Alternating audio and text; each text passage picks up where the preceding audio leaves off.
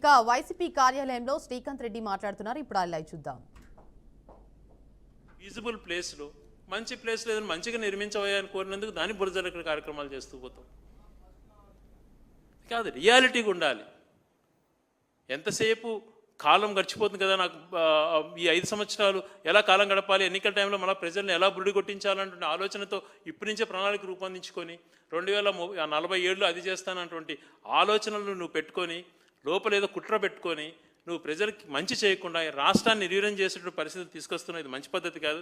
అదే కలెక్టర్స్ యొక్క రెస్పెక్టెడ్ ఒక మీటింగ్స్లో ఒక చెప్పాల్సింది చెప్పకుండా నీ పార్టీ లైనప్ ఇంకొకటి తీసుకొని నీ యొక్క డబ్బా కొట్టుకోవడంలోనే ఆ కార్యక్రమాన్ని నువ్వు కొనసాగించావన్నటువంటిది స్పష్టంగా కనపడుతుంది. మంచి పద్ధతి కాదు.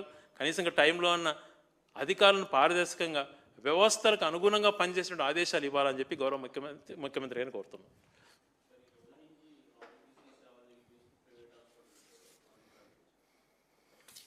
అంటే చెప్తున్నాను కదండి, మెడికల్ కాలేజెస్ విధానంలోనే మీకు స్పష్టత వచ్చి ఉంటుంది. జగన్ గారి ఆలోచనలు ఎలా ఉన్నాయి, చంద్రబాబు గారి ఆలోచన ఎలా ఉంది.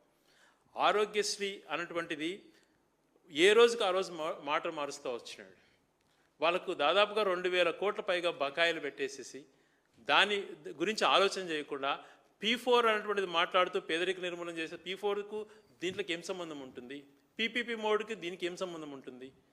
ఏదైతే గతంలో కొనసాగుతుందో నెట్వర్క్ హాస్పిటల్స్లో వాళ్ళకి ఇవ్వాల్సినటువంటి డబ్బులు ఒకే 2000 కోట్లు బకాయిలు ఉన్నాయి. నువ్వు 1000 కోట్లు ఇస్తావో 1500 కోట్లు ఇస్తావో పిలిచి మాట్లాడుకొని పేదవాడికి అంతరాయం కాకుండా చూసుకోవాలి. కానీ ఈరోజు ప్రతి ఊర్లో పేదవాడు ఎంత సఫర్ అవుతున్నట్టు ఆలోచన ఆయన కలుగుతూ ఉంటాయి కదా. ఆ బాధ అంటే ఏందనేది ఆయన పోయి చూసే తెలుస్తుంది.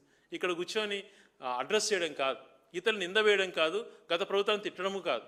నీ హాయంలో ఎంత కష్టపడుతున్నారు పేద ప్రజలు హాస్పిటల్స్ బయట అనేది చూస్తే ఆ మనసుకు తెలిసి వస్తుంది.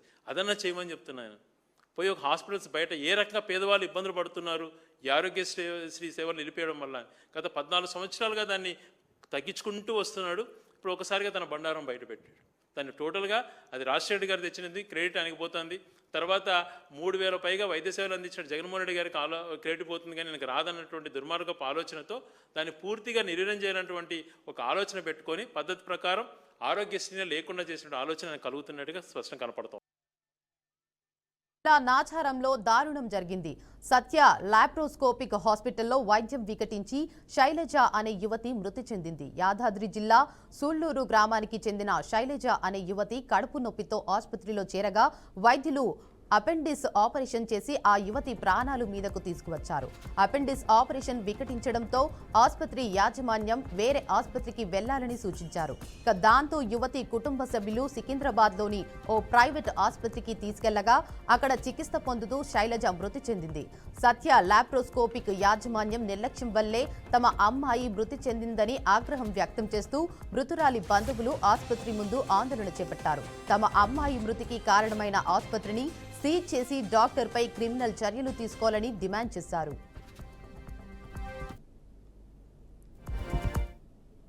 నా ఇంటికాడ ఉన్న నా డాడీకి నేను చెప్పుకోలేదు నా చెల్లె చచ్చిపోయిందని. మీకెట్లా తెలిసింది సార్? నాకు అర్థం కాదు. నేను ఎన్నో హాస్పిటల్లో జాయిన్ అయినా, ఆయన కూడా తెలియదు. ఆయన కాన్ఫరెన్స్ లో ఆయన మెయింటెనెన్స్ లో కూడా నేను పోలేదు. ఆయన నన్ను పంపించలేదు. మిస్టేక్ ఉంది కాబట్టి హాస్పిటల్ మిస్టేక్ ఉంది కాబట్టి పోలీసులు మూతపడిపోయింది. డిఎంహెచ్ వాళ్ళు వచ్చారు, అంతే. ఆల్మోస్ట్ ఇప్పుడు నేను వచ్చిన తర్వాత 1 ఇయర్ అయిపోయింది. ఆల్మోస్ట్ 4 హాస్పిటల్ బంద్ అయిపోయినాయి. మళ్ళీ వాళ్ళ కోర్టులు రిలీజ్ చేసుకున్నారు, మాట్లాడుతున్నారు. వాళ్ళ కేసెస్ అయినాయి, వాళ్ళ ఉద్యోగాలు మొత్తం పోయేసి ఎందుకు వచ్చినాయి. అవి అయిపోతాయి. నేను చెప్పేది మేము చేయాల్సిన లీగల్ ఆబ్లిగేషన్స్ ఏమున్నాయో మేము తప్పని పరిస్థితి మేము అవి ఉపయోగ చేసినాం. మాకు రిటర్న్లో కంప్లైంట్ ఇచ్చి ఆ కంప్లైంట్ తీసుకున్నాం. District medical health officers letter కొట్టినాం. వాళ్ళు వచ్చారు, మొత్తం లీగల్ టీం వచ్చింది, హెల్త్ డిపార్ట్మెంట్ వచ్చింది. నా ఇంటికాడ ఉన్న నా డాడీకి నేను చెప్పుకోలేదు నా చెల్లె చచ్చిపోయిందని. మీకెట్లా తెలిసింది సార్? నాకు అర్థం కాదు. వికారాబాద్ జిల్లా తాండూరులోని సెయింట్ మార్క్స్ హైస్కూల్లో ఉపాధ్యాయుడి లైంగిక వేధింపులు సంచలనంగా మారాయి. ఓ ఉపాధ్యాయుడు విద్యార్థిని పట్ల అసభ్యంగా ప్రవర్తించడంతో తల్లిదండ్రులు అతడిని చితకబాదారు. సెప్టెంబర్ 4న జరిగిన ఘటన ఆలస్యంగా వెలుగులోకి వచ్చింది.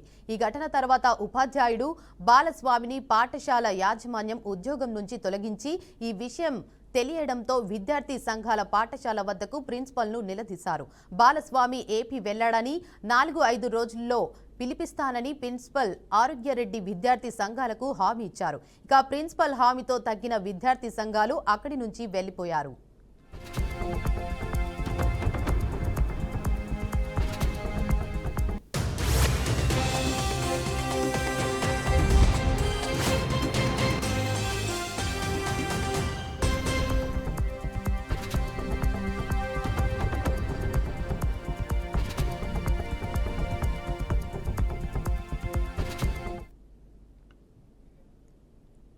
హైదరాబాద్ ఉప్పల్ పరిధిలోని ఎన్జీఆర్ఐ సమీపంలో రోడ్డు ప్రమాదం జరిగింది.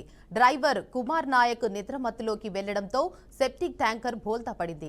ఈ అభయాంజనేయ స్వామి ఆలయ ప్రహరీ గోడను ఢీకొట్టింది. ఈ ప్రమాదంలో డ్రైవర్కు తీవ్ర గాయాలయ్యాయి. వెంటనే అతడిని గాంధీ ఆసుపత్రికి తరలించారు. పోలీసులు ట్రాఫిక్ ను క్లియర్ చేసి ట్యాంకర్ను తొలగించారు.